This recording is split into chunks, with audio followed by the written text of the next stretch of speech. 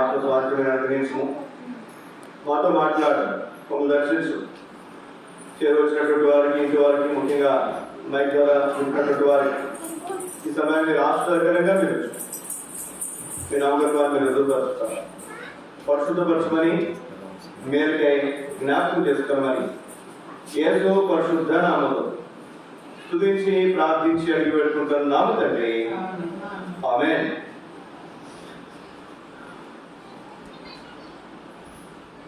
దేవుని వాక్యంలో మనం చదివినటువంటి భాగము ఇప్పటికే మీకు అర్థమవుతుంది దేని గురించి ఇప్పుడు మనం వినబోతున్నాం అనేది. దేని గురించి చెప్పండి.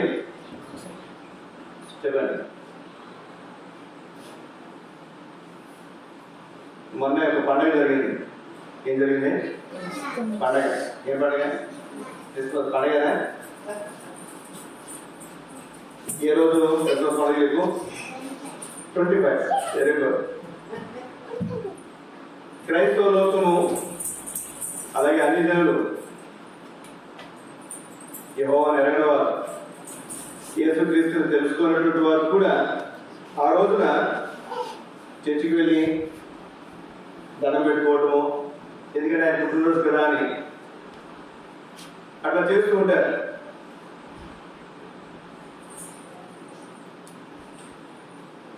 అయితే నిజంగా క్రిస్మస్ అంటే యేసుక్రీస్తు వారి పుట్టుక.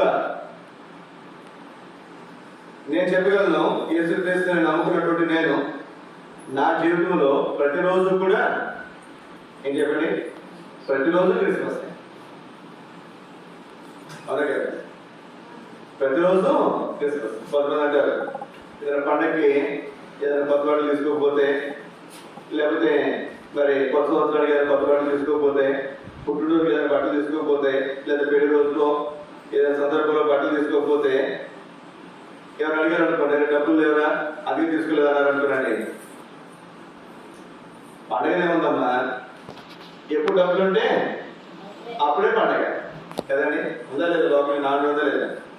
ఎప్పుడు డబ్బులు ఉంటే అప్పుడే పండగ. డబ్బులు ఉన్నాయంటే ఆ రోజు నాడు పండగే. అలాగే యేసుక్రీస్తు వారు నా హృదయంలోకి వచ్చారు అంటే, యేసుక్రీస్తు వారు నా హృదయంలో ఉన్నారంటే, నాలో ఉన్నారంటే, నాతో ఉన్నారంటే నాకు ప్రతిరోజు చెప్పండి పండగే. ఏదో ఒక క్రిస్మస్ 25వ తారీఖు, డిసెంబర్ 25వ తారీఖు ఒక్కరోజు పండగ, మిగిలిన రోజు పండగ కాదనేది లేదు. ప్రతిరోజు నాకు క్రిస్మస్, ప్రతిరోజు నాకు పండగ. ఎందుకని? క్రీస్తు నా హృదయంలో ఉన్నాడు. యేసుక్రీస్తు ఎక్కడున్నాడు? నా హృదయంలో ఉన్నాడు. మీ హృదయంలో ఉన్నాడా? మీ హృదయంలో ఉన్నాడా? చెప్పండి. మీ హృదయంలో ఉన్నాడా? హృదయంలో ఉండాలంటే ఏం చేయాలి? మన హృదయం ఏముంది తెలుసా? ఏముంది తెలుసా? చెప్పండి. ఇర్మియా 16:7 మనం చూస్తాం. హృదయము మోసకరమైనది, అది ఘోరమైన వ్యాధి కలది. స్లోగా చెప్పేసి చెవులు చెప్పేసి. మన హృదయం ఎట్లాంటిది అంటే ఘోరమైన వ్యాధి కలది. ఏ వ్యాధి? ఏ వ్యాధి అని? రకరకాల రోగాలు ఉన్నాయి కదండి. తలనొప్పి ఉంది, కాళ్ళు నొప్పులు ఉన్నాయి కదా, ఇంకేమన్నా షుగర్ ఉంది, బీపీ ఉంది, గుండె తేడా ఉంది, క్యాన్సర్ ఉంది, రకరకాల రోగాలు ఉన్నాయి. కానీ బైబిల్ చెప్తుంది హృదయానికి ఒక రోగం ఉందంట. హృదయము వేరు, గుండె వేరు. గుండె రోగం వేరు. గుండె ఆగిపోయిందండి, లేదా హార్ట్ అటాక్ వచ్చిందండి అంటారు కదండి. గుండెకి వచ్చే రోగం వేరు, హృదయానికి వచ్చే రోగం వేరు. హృదయము అది ఘోరమైన వ్యాధి కలిగినటువంటిదంట. ఏంట వ్యాధి? పాపము. ఏం చెప్పండి? పాపం. లోపల చండిపెట్టు ఉంటాడు. మీరందరూ కన్నవాళ్ళు మీకు తెలుసు. లోపల అప్పుడప్పుడు తంతు ఉంటాడు. ఎవరు చెప్పినాడు కన్నమని? చెప్పండి. అమ్మ చెప్పిందా? మీరు అప్పుడప్పుడు తనరా అని చెప్పిందా? వాడు పుట్టిన తర్వాత పాలు తాగేటప్పుడు అందరు కాకుండా కొంతమంది పిల్లలు రొమ్ము కొడుకుతారు వాడు కదండి. ఎవరు చెప్పారు? వాళ్ళ నాన్న చెప్పాడా? చిన్న పిల్లలు చూడండి, ఎవరింటికి వెళ్ళారంటే ఏదో జేబు వేసుకొస్తారు. మా అమ్మాయి కూడా అలాగే వేసుకొచ్చారు. ఎవరింటికి పోయినా ఏదో ఒక వస్తువు తీసుకున్నది ఇంటికి. ఒకసారి చూశాను నేను. చూసిన తర్వాత అప్పటి నుంచి నేను వాళ్ళ ఇంటికి వెళ్ళిన తర్వాత ఇంటికి వచ్చిన తర్వాత ఫస్ట్ అమ్మాయి జేబులు చూసేవాడిని. ఏం చూసేవాడిని? ఎన్నిసార్లు చెప్పు ఏదో తీసుకొచ్చేది. ఏదో విలువైన వస్తువు అనుకునండి,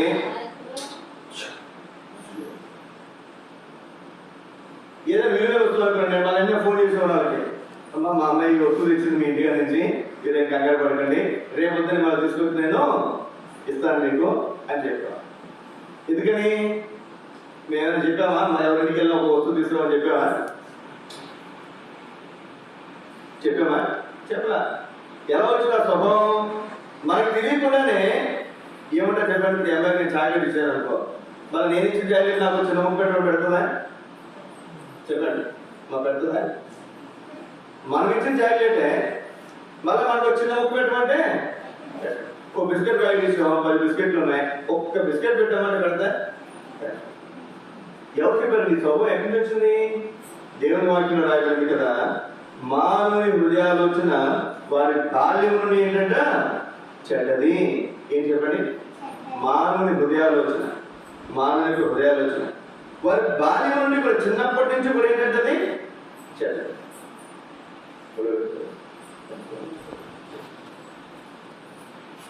మానవుని హృదయము పుట్టినప్పటి నుంచే ఎందుకని చెడ్డది. ఎట్లా చెడ్డదైంది? ఇప్పుడు ఏమన్నాను, నేను ఈ లోకంలో జీవిస్తూ ఏదో ఒకటి తప్పులు చేయనా? చేస్తాను. నేను చేసిన తప్పులు పాప పుణ్యాలు నా పిల్లలు కూడా పాల్గొంటుందో ఉంటుందా? కొంతమంది మనం చూస్తాను, రే వాళ్ళ అమ్మ నేను చేసినటువంటి పాప అనిపిస్తున్నాడురా అంటారు. అంటారంట. అంటే దాని అర్థం ఏంటి? మనం చేసిన పాప పుణ్యాలు మన పిల్లలకి పాల్గొంటున్నాయి. మేము పాలు పంపులు ఇవ్వం, మంచి చేస్తాం, చెడ్డ ఇవ్వాలంటే కుదురుతా? నేను మా అబ్బాయికి ఆస్తి చేస్తానంటే అప్పులు ఇవ్వాలంటే కుదురుతా?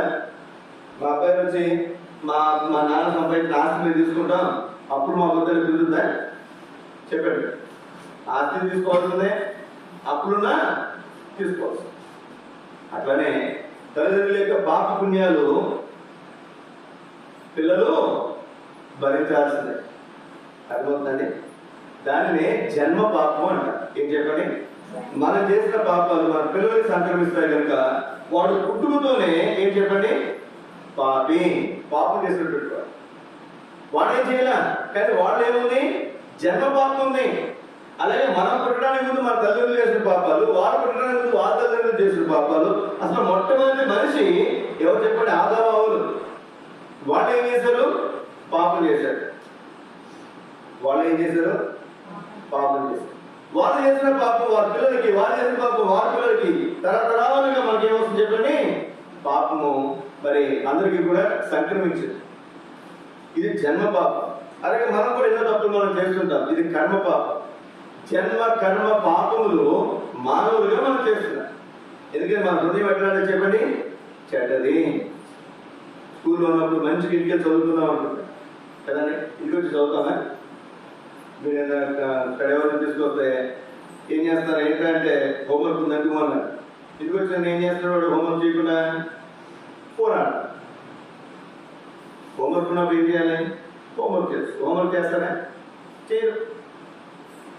చేద్దాం అనుకుంటాం. మరి ఒక తాగుబోతున్నాడు అనుకున్నాండి, పొద్దున్నే పనికి వెళ్ళాడు.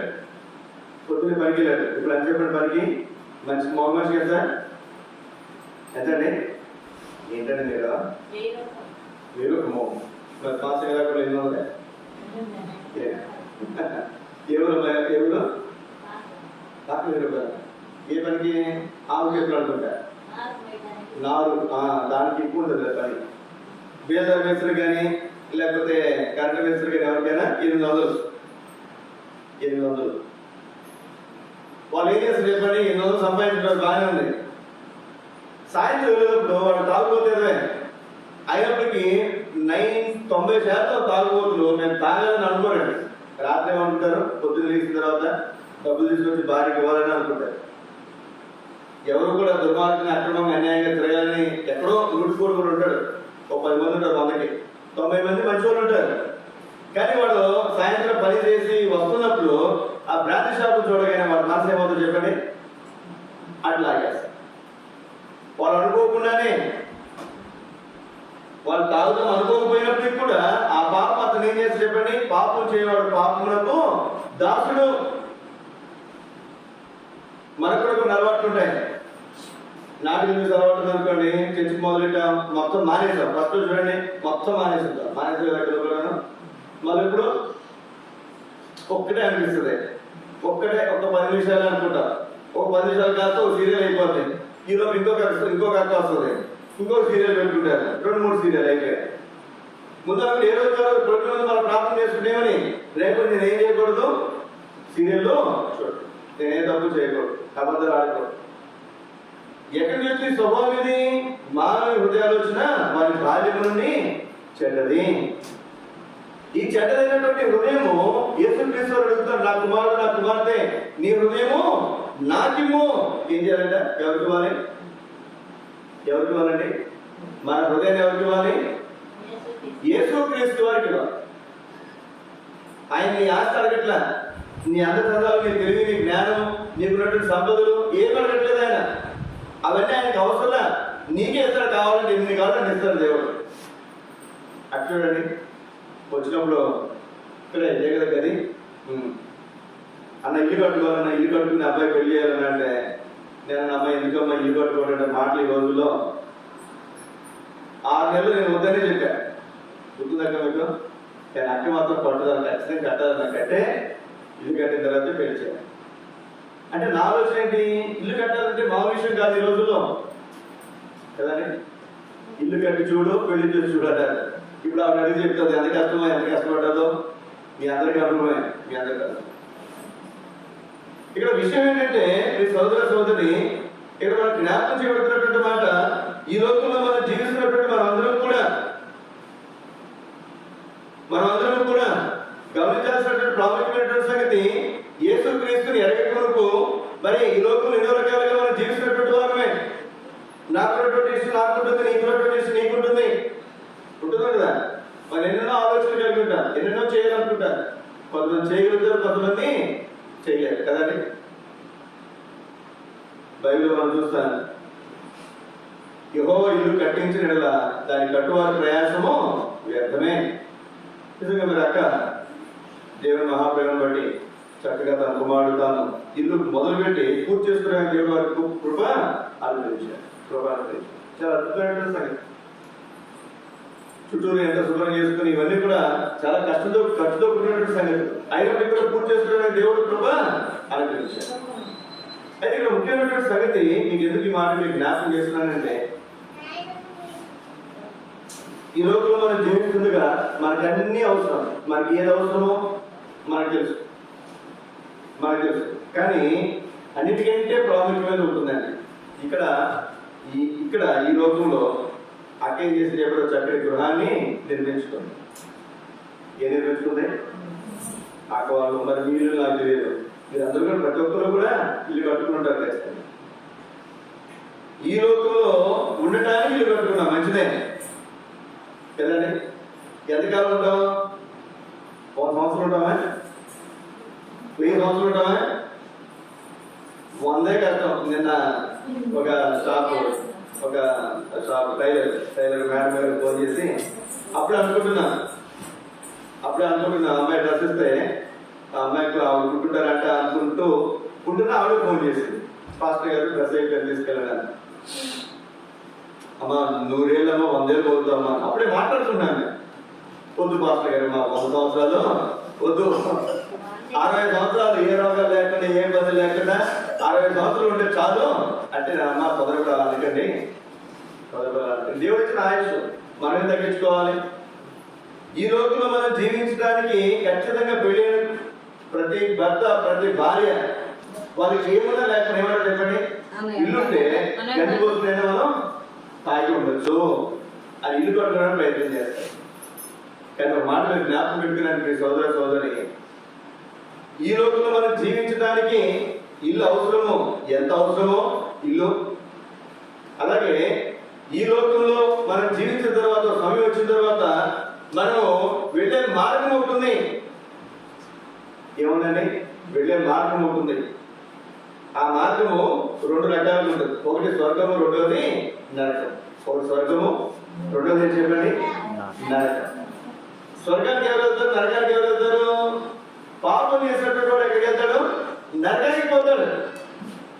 అరే పాపం చేయక నరకానికి పోతామంటారు అంటారా? అని చెప్పండి. పాపం చేసిన నరకానికి పోతాడు. మరి మన జన్మ కర్మ పాపం చేసినటువంటి వాడు, నాలో జన్మ పాపం ఉంది, నాలో కర్మ పాపం ఉంది. జన్మ కర్మ పాపములు చేసినటువంటి నేను ఎక్కడికి పోవాలి? నరకానికి పోవాలి. నరకానికి పోవాల్సినటువంటి నన్ను విడిపించి ఆ స్వర్గానికి ఎవరైనా తీసుకెళ్ళగలిగితే ఏమండి అది ఎంతో గొప్ప భాగ్యం.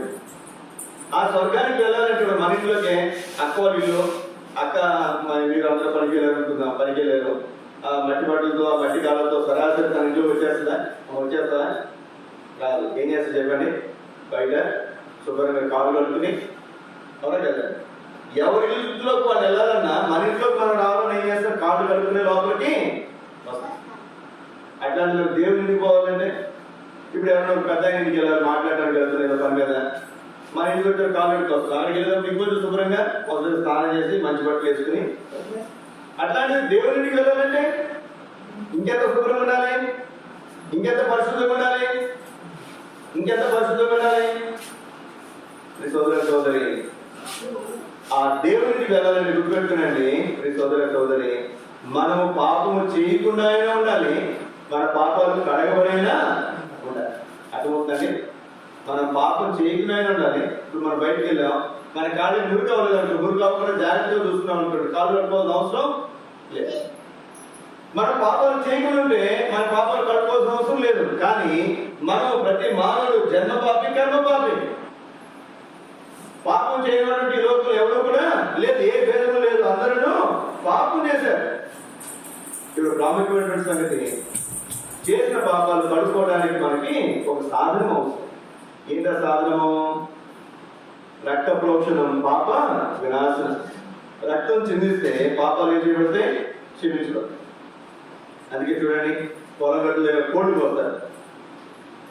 కోళ్ళ కోసే ముందు ఏం కోస్తారు చెప్పండి? కోడి. ఒక ఆయన మధ్యన ఇప్పుడు నార్లు వేసారు. నార్లు వేస్తే వర్షం బాగా పట్టి, వర్షం బాగా ముసులు పట్టి నీళ్ళు ఎక్కువైపోయి నారేమవుతుంది చెప్పండి? తేలిపోతుంది. లేదా పచ్చదనం రావట్లేదు, ఎరుకొచ్చేస్తారు. మళ్ళీ నారు వేస్తారు. లేకపోతే నారు నాటిన వెంటనే ఒక ఆయన మా చెట్టుకు వస్తారు. ఏంటంటే వాళ్ళు ఏంటంటే ఆయన ఏమన్నారంటే, ఫాస్ట్ ఇప్పుడు గురుకులు చదివచ్చాం. ఏం చదివారంటే గురుకులు తెలిస్తే మీరేమంటారు? అట్లే గురుకులే. మా చిన్నప్పుడు గురుకులు ఎప్పుడు చదివాలి తెలుసా? పంట చివరికి వచ్చిన రోజుల్లో దాన్ని పురుగు పట్టేది. పురుగు పట్టినప్పుడు అప్పుడు గురుకులు చదివేవారు. ఎప్పుడు చదివారండి? పంట కోసే ముందు, కోతలకు ముందు, ఒక 10 రోజుల ముందో 15 రోజుల ముందో ఆవిడ పంట చేతికి వచ్చేస్తుంది కాబట్టి అప్పుడు గురుకులు చదివారు. ఇప్పుడు అప్పుడు చచ్చిపోవడం కోసం. ఇప్పుడు ఎప్పుడు చదువుతారు గురుకులు? నారు తీసి నాట్లు వేసిన వెంటనే వారానికి 10 రోజులకి గురుకులు చదువుతాం మొదలు పెడతాం. మరి ఇవన్నీ కూడా ఆహారం తింటే మనకు రోగాలు వస్తాయి కదా చెప్పండి. దీని రోగాలు ఎక్కడి నుంచి, షుగర్ బీపీలు ఎక్కడి నుంచి వచ్చినాయి? సరైన తిండి మనం తినలేకే. ఎందుకంటే మందులు ప్రతిదానికి, ధాన్యానికి మందులే, కూరగాయలకి మందులే కదండి. ఏ తినాలన్నా దాన్ని మందులతోనే పండిస్తారు. చికెన్ తినాలన్నా దాన్ని మందులతోనే పెంచుతారు. ఇక్కడ విషయం ఏంటంటే, ఈ తప్పులు చేశాం కాబట్టి కొంతమంది ఏం చేస్తారంటే, వరి కోత కోసే ముందు ఆ కోడిని తీసుకెళ్లి ఆ గట్టున పోస్తారు. తెలుసా మీకు? ఎవరైనా చూసారు ఎప్పుడైనా? మీకు లేదా? మా ప్రాంతంలో పోస్తారు. కొంతమంది ఏం చేస్తారంటే పొట్టేళ్ళు మొక్కుంటారు దేవతకి. పొట్టేలు మొక్కుని అమ్మోరు గుడికో లేదా ఎక్కడికో తీసుకెళ్లి, కోరేడు గుడికో తీసుకెళ్లి అక్కడ పొట్టేల్ని బలిస్తారు. ఇక్కడ జరిగిన సంగతి ఏంటంటే రక్తం చిందిస్తారు. ఏం చిందిస్తారు చెప్పండి? అక్కడ కోడిని కోసిన గట్టున లేకపోతే గుడికి తీసుకెళ్లి పొట్టేలు బలిచ్చినా ఏం చేస్తారు చెప్పండి? రక్తం చిందిస్తారు. ఎందుకని? రక్త ప్రోక్షణం పాప వినాశనం. రక్తము చిందింపబడకుండా పాప క్షమాపణ కలగదు. అర్థమవుతుందండి? మరి రక్తం ఎక్కడ కలుగుతుంది? పక్షుల రక్తం, కోడి రక్తం, మేక రక్తము మనుషుని పాపం తీసివేయట అసాధ్యం. మనకేదో రక్తం తక్కువైంది అనుకున్నాండి, కోడి కోసం రక్తం ఎక్కిస్తారా? మనకి చెప్పండి. లేదా పొట్టేల కోసం రక్తం ఎక్కిస్తారా? సరిపోద్దా? సరిపోదు. ఒక మనిషి ఇంకొక మనిషి రక్తం ఇస్తే ఆ రక్తాన్ని ఎక్కిస్తారు. మరి మన పాపాలు కడగాలి అంటే మురికి నీళ్ళతో కడుపుకుంటే మనం మురికిపోదు, మంచి నీళ్ళతో కడుపుకుంటే మనం మురికిపోతుంది. అలాగే అపవిత్రమైనటువంటి రక్తంతో మన పాపాలు కడిగితే మన పాపాలు పోవు, కానీ పరిశుద్ధమైన రక్తంతో మన పాపాలు కడతాం. ఎక్కడ దొరుకుతుంది పరిశుద్ధమైన రక్తం? ఏ షాపులో దొరుకుతుందా? శ్రీకాకుళం రిలయన్స్ పెట్టే అక్కడ దొరుకుతా? ఒంగోలు డీమార్ట్ అక్కడ దొరుకుతా? మీ ఊళ్ళో సిరిగారు కొట్టు దగ్గర దొరుకుతా? పరిశుద్ధమైన రక్తం ఎక్కడ దొరుకుతుంది చెప్పండి? పక్షుల రక్తం సరిపోదు, జంతువుల రక్తం సరిపోదు, మానవ రక్తం కూడా పాపం ఉంది, మానవ రక్తం సరిపోదు. అందుకే జన్మ కర్మ పాపములు కలిగినటువంటి మన పాపాలు క్షమించడానికి జన్మ కర్మ పాపములు లేనటువంటి ప్రభు యేసుక్రీస్తు ఈ లోకానికి శరీరధారిగా వచ్చాడు. ఆయన ఆత్మైనటువంటి దేవుడు. ఓం అంటే ఏంటి? ఓంకార స్వరూపుడు, ఆకారం లేనివాడు. ఎవరినైనా ఆకారము లేనివాడు ఆత్మైనటువంటి దేవుడు. ఆత్మకు ఆకారం ఉండదు, స్వరూపం ఉండదు. అట్లాంటి దేవుడు తన మహిమను విడిచి రక్త మాంసములు పాలివాడుగా ఈ లోకానికి వచ్చాడు. ఎలా వచ్చాడు చెప్పండి? రక్త మాంసములు పాలివాడుగా వచ్చాడు. రక్తము మాంసము కలిగి శరీరంతో మనిషి ఈ లోకంలో జన్మించాడు. ఒక పక్షిగా జన్మించలా, ఒక జంతువుగా జన్మించలా. ఎందుకంటే వాటి రక్తం మన పాపాలు తీసివేయట అసాధ్యం. ఆయన ఏ రూపంలో జన్మించాడంటే మానవుని రూపంలో ఈ లోకంలో జన్మించాడు. సోదర సోదరి, క్రిస్మస్ అంటే యేసుక్రీస్తు వారి యొక్క పుట్టుక. ఆయన పుట్టాడు ఈ లోకంలో. ఎలా పుట్టాడు? మన శరీరాన్ని, అంటే పాప శరీరాన్ని, పాప శరీరాకారంలో వచ్చాడు ఈ లోకాన్ని. ఆయన జన్మించిన జన్మలో పాపం లేదు. ఆయన కన్యమరి గర్భంలో జన్మించాడు. ఓం కన్యసుతాయ నమః అనే వేదాల్లో కూడా మనం చూస్తాం. కన్యక గర్భంలో జన్మించిన దేవాన్ని పొందనాలి. ఎవరు చెప్తారు ఈ మాట? క్రైస్తవులుగా చెప్పేది. హైందువులు మాట్లాడతారు ఈ మాట. ఈ మాట వేదాలు రాయబడినటువంటి మాట. ఓం కన్యసుతాయ నమః, ఓం బ్రహ్మపుత్రాయ నమః. బ్రహ్మపుత్రుడు అంటే సృష్టికర్త కుమారుడు. ఎవరైనా ప్రభు యేసుక్రీస్తు వారు. ఈయన 2024 సంవత్సరాల క్రితం లోకంలో జన్మించాడు. ఆ జన్మించిన ఆయన జన్మను ఆధారం చేసుకునే ప్రపంచాన్ని కాలాన్ని 2 భాగాలు విభాగించారు. క్రీస్తు పూర్వము, క్రీస్తు శకం. ఆయన జన్మించిందే దేని కొరకు చెప్పండి? నీనా పాపమును క్షమించడానికి, రక్తం చిందించడానికి ఈ లోకంలో జన్మించాడు ఆయన. అందుకే ఆయన జన్మించినప్పుడు ఆయన దగ్గరికి 3 జ్ఞానులు వచ్చారు. బంగారం, సామ్రాణి, బోరము సమర్పించారు. బోరము దేనికి? ఆయన భూస్థాపనను ఆయన ప్రాణం పెట్టి క్రైస్తవం చెల్లించి ఆ క్రియను, ఆ శిలువ కార్యాన్ని జ్ఞాపకం చేసుకుని ముందు వాళ్ళు బోరమును సమర్పించారు. సోదర సోదరి, యేసుక్రీస్తు ఈ లోకంలో జన్మించుట క్రిస్మస్ అయితే మనం గమనించాల్సినటువంటి ప్రాముఖ్యమైనటువంటి సంగతి, యేసుక్రీస్తు ఈ లోకంలో జన్మించారు అని చెప్పి మనం పండుగ చేసుకోవడం ముఖ్యం కాదు, కానీ ఆయన ఎక్కడ జన్మించాలని కోరుతున్నాడు? నా కుమార్తె నీ హృదయము నాకు. ఏమన్నాడు? నీ హృదయం నాకు. ఇప్పుడు అక్కవాళ్ళు మీరందరూ, మనందరూ చాలా మంది చక్కటి గృహాలు నిర్మించుకున్నారు. ఇక్కడ నిర్మించుకున్నా మంచిదే. అయితే ఆ పరలోక రాజ్యంలో యేసుక్రీస్తు వారు ఎవరి పాపములైతే క్షమించబడ్డాయో, ఎవరి పాపములైతే శిలువరక్తంలో కడగబడ్డాయో, ఎవరైతే యేసు ప్రభువా నేను పాపి, నా పాపాలు క్షమించు, ఈ శిలువరక్తంలో నా పాపాలు కడుగు అని అడిగారో, ఎవరి పాపములైతే యేసుక్రీస్తు వారు క్షమించాడో, ఎవరైతే తన కుమార్తెలుగా అంగీకరించాడో వారి కొరకు అక్కడ ఏం చేస్తాడంటే ఆయన ఇల్లు శుద్ధపరుస్తున్నాడు. ఇప్పుడు ఎక్కడ అడిగామనుకో, లేదా ఎక్కడ అడిగాము, మీ అందరిని అడిగామనుకోండి, మనం ఇల్లు కట్టుకోవడానికి కట్టుకున్నాం. ఎవరి కోసం కట్టుకున్నారు చెప్పండి? మీకోసం, మీ పిల్లల కోసం. చెప్పండి,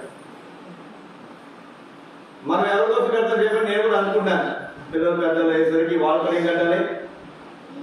మేము అలాగే పాస్టర్లు కాబట్టి, సేవకులు కాబట్టి మేము మందిరంలో ఉంటాం, ఏదో ఒక మందిరంలో మేము ఉంటాం, మా జీవితం అట్లా వెళ్ళిపోతుంది. మరి పిల్లలకు ఇల్లు ఉండాలిగా. నాకే ఒక తండ్రిగా పిల్లలకు ఏముండాలి?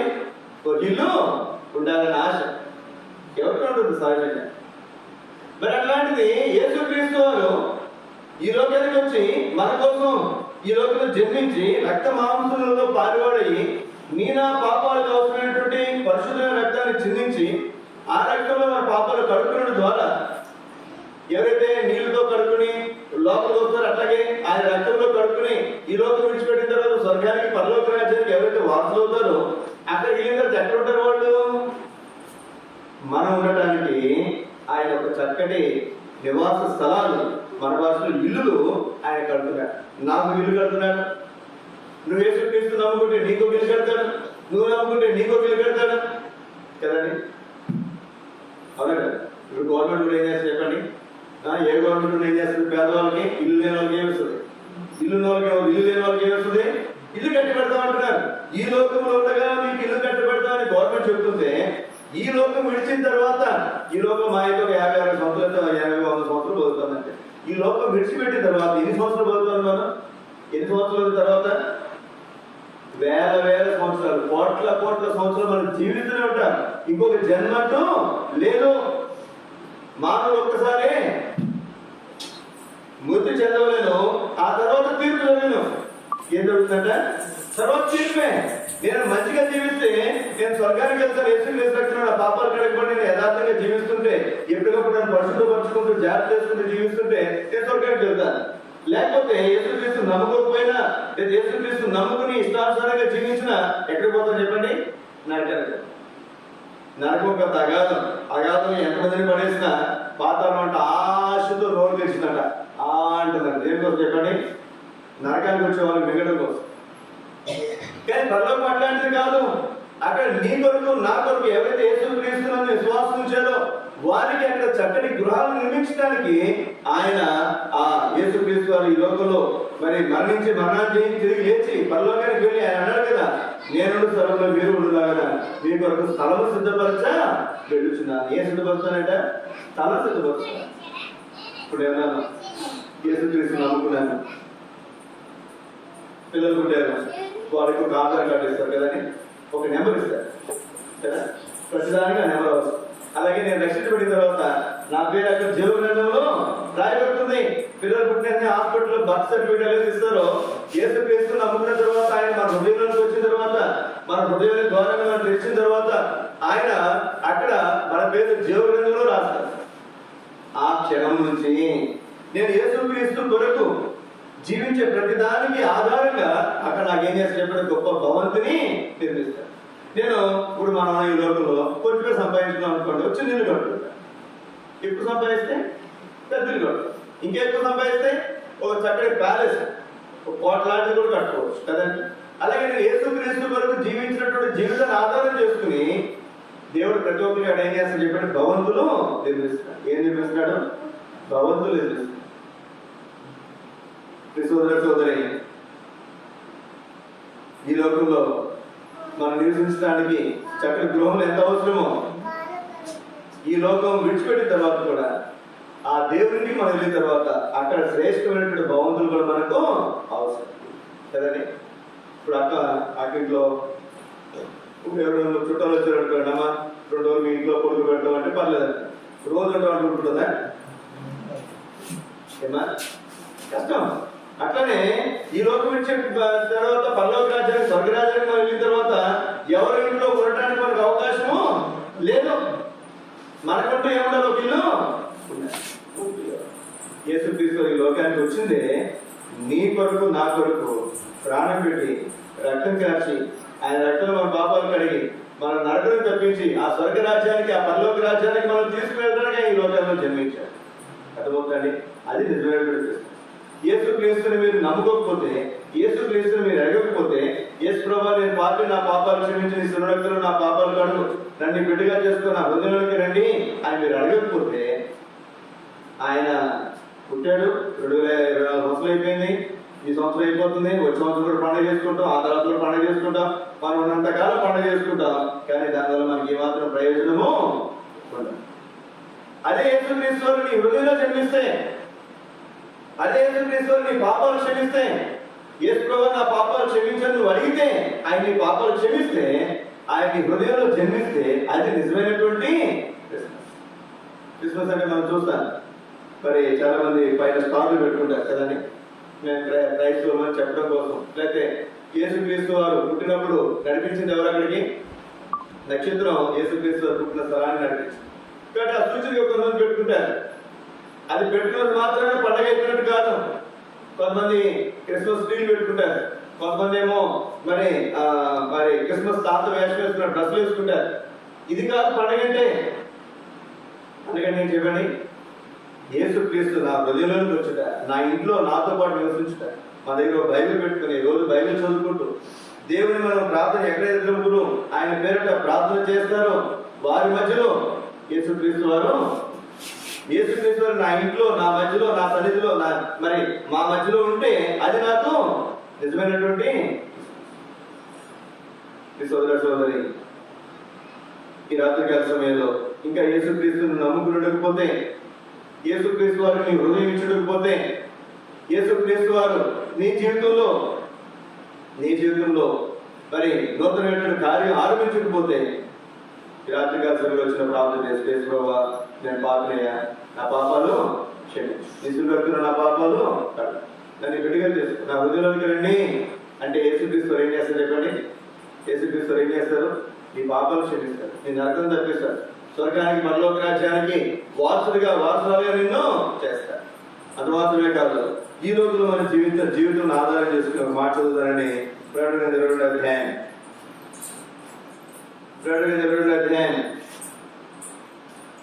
12వ వచనం, ఇదిగో త్వరగా వచ్చుచున్నాను, వాని క్రియ చొప్పున ప్రతి వానికి ఇచ్చుటకు నేను సిద్ధపరిచిన జీతం నా యొద్ద ఉన్నది.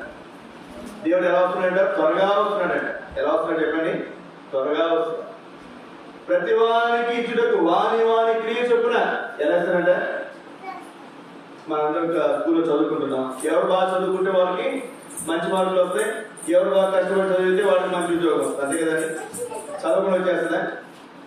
అలాగే వాని క్రియ చొప్పున ఎలా చెప్పండి? ఏంటంటే వాని క్రియ చొప్పున. రాత్రికాల సమయంలో మన దేవుడు ప్రభు యేసుక్రీస్తు వారు ఆయన ఎవరు అంటే వాని క్రియ చొప్పున జీతం ఇవ్వడానికి మరి సిద్ధంగా ఉన్నటువంటి దేవుడు. ఇంకొక మాట మీకు జ్ఞాపకం చేస్తాను నేను. ఫిలిప్పీయులకు రాసిన పత్రిక 4వ అధ్యాయం, ఫిలిప్పీయులకు రాసిన పత్రిక 4వ అధ్యాయము, ఫిలిప్పీయులకు రాసిన పత్రిక 4వ అధ్యాయం 4వ వచనం చదువుతున్నాను, 4వ వచనం 6వ వచనం చదువుతున్నాను. ఎల్లప్పుడూ ప్రభువునందు ఆనందించుడి, మరలా చెప్పుదును ఆనందించుడి. 6వ వచనం, దేనిని గురించి చింతపడుకుడు కానీ ప్రతి విషయంలోనూ ప్రార్థన విజ్ఞాపన చేత కృతజ్ఞతాపూర్వక మీ విన్నపమును దేవునికి తెలియచేయడి. అప్పుడు సమస్త జ్ఞానములకు మించిన దేవుని సమాధానం యేసుక్రీస్తు వలన మీ హృదయములకు మీ తలపులకు కావలి ఉండను. మీ హృదయములకు మీ తలపులకు కావలి. సోదరి రాత్రికాల సమయంలో మనం ఏం చేయాలంట? ఎల్లప్పుడూ ప్రభునందు ఆనందించు. ఏం చేయాలంటే ఎల్లప్పుడూ ప్రభునందు ఆనందించు. జీతం ఆనందం అనుకోండి, ఈరోజు 2-3 రోజులు ఆనందం ఉంటాయి, ఎందుకంటే డబ్బులు ఉంటాయి కాబట్టి. డబ్బులు అయిపోయిన తర్వాత ఏం చేస్తారు చెప్పండి? ఈ రోజుల్లో కూడా మనం చూస్తాం చాలా మందిని, మరి ఎన్నో రకాల ఇబ్బందులు, ఎన్నో రకాల కష్టాల్లో ఉన్నవాళ్ళు ఉంటారు, ఎన్నో రకాల రోగాలు ఉన్నటువంటి వాళ్ళు ఉంటారు, ఎన్నో రకాల బాధలు ఉన్నటువంటి వాళ్ళు ఉంటారు.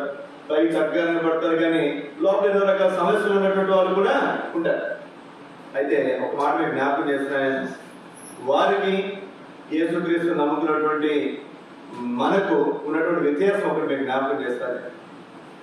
మనలో ఉన్నవాడు ఈ లోకంలో ఉన్న వాడికంటే గొప్పవాడు. నువ్వు నిజంగా యేసుక్రీస్తు నమ్ముకునుంటే, నమ్ముకున్నది మాత్రమే ఏ బాధలు రావని చెప్పట్లా, ఏ కష్టాలు రావు, ఏ ఇబ్బందులు రావని, ఏ రోగాలు రావని చెప్పట్లా. యేసుక్రీస్తు నమ్ముకున్నటువంటి వారికి ఏముంటుందంటే ఎల్లప్పుడూ ప్రభువునందు ఆనందించేవారు ఉంటారు. ఎందుకని? నా దేవుడు నాకు ఉన్నాడు, నా దేవుడు నాకు ఉన్నాడు. ఈ కష్టాల నుంచి ఆయన ఏం చేస్తున్నాను? బయట. ఈ ఇబ్బంది నుంచి బయట వేస్తాడు, ఈ రోగం నుంచి, బాధ నుంచి నన్ను ఏం చేస్తాడు? బయట. అక్క మరి అనౌన్స్మెంట్ చేశాం చర్చిలో, మరి సంవత్సరంతో కాపాడండి గారికి కృతజ్ఞత కూడా పెట్టుకోనంటే మనం వచ్చినప్పుడు అడుగుతుంది, అని ఎప్పుడు పెడతాం మీటింగ్? దీర్ఘమా అన్న ప్రకటన చేశాడు కదా, దేనికంటే దేవుడి సంవత్సరం అంతా కాపాడాడు. మరి ఆవిడకి ఏదైనా ఒక రోజు జలుబు చేయడం ఉందా? ఓ రోజు ఇబ్బంది రాకుండా ఏమండి? ఓ రోజు బాధపడకుండా ఏదో బాధ ఏదో ఇబ్బంది ఏదో కష్టం వస్తుంది. అయినా ఒక్కటి మాత్రం గుర్తుపెట్టుకోలేదు. ఏం చెప్పండి? నా దేవుడి సంవత్సరం అంతా నన్ను కాపాడు, నన్ను తన బిడ్డలను తన మనసంతానికి సంవత్సరం అంతా కూడా దేవుడు కాపాడు. అది ఏం చేస్తుంది? దేవుడి కృతజ్ఞతాస్తుతులు చెల్లిస్తుంది. జ్ఞాపకం పెట్టుకోండి సోదర సోదరి, దేవుని గురించి నమ్ముకున్నటువంటి మన జీవితాల్లో ఎప్పుడు కూడా ఎదుటివారులాగా మనం దుఃఖపడకూడదు. అందుకే బైబిల్ రాసినటువంటి మాట తెస్సలోనికీయులకు రాసిన పత్రిక 4:4-15 అనుకుంటారు. నిరీక్షణ లేని ఎదురు మీరు బాధపడుకునే నిమిత్తము బాధపడాల్సిన అవసరంలా, దుఃఖపడాల్సిన అవసరంలా, ఇబ్బంది పడాల్సిన అవసరంలా, కష్టపడాల్సిన అవసరంలా. జ్ఞాపకం పెట్టుకున్నటువంటి సోదర సోదరి, కృతజ్ఞతాపూర్వకంగా మన విన్నపాలు దేవునికి తెలియచేయాలి. ప్రభునందు ఎల్లప్పుడూ మనం ఏం చేయాలి చెప్పండి? ఆనందించాలి. ప్రభునందు ఎల్లప్పుడూ కూడా మనం ఆనందించాలి. అది రాత్రికాల సమయంలో మరి అనుభవంలో దేవుడు మన సహోదరునికి దేవుడు చేయాలి. ప్రభునందు ఆనందించే అనుభవం, దేవుని కృతజ్ఞతాస్తుతులు చెల్లించే అనుభవం, దేవుని కృతజ్ఞతాస్తుతులు చెల్లించి మీ విన్నపాలు దేవునికి తెలియచేయాలి. మన విన్నపాలు ఏం చేయాలంటే మనకి ఏదైనా అవసరం ఉందనుకోండి, మనకి ఏదైనా కష్టం ఉందనుకో, దేవునికి ఏం చేయాలి? దేవునికి తెలియచేయాలి. ఎప్పుడు ఎలా తెలియజేయాలి?